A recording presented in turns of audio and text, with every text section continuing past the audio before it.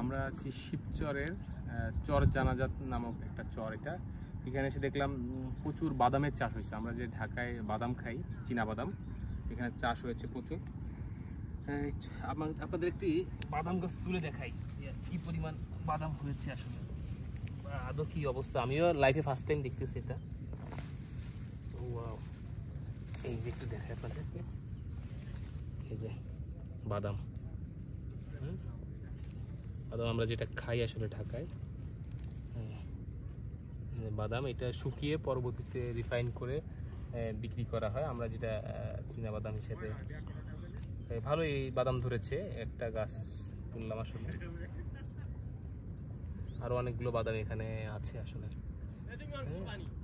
So বাদামের আসলে অনেক দাম এখন। আমরা 10 টাকায় মানে এর চেয়ে একটু আর 4-5টা বাদাম বেশি পাই ঢাকায়। সো আমাদের চর অঞ্চলগুলোতে আসলে বাদামের চাষটা বেশি হয়।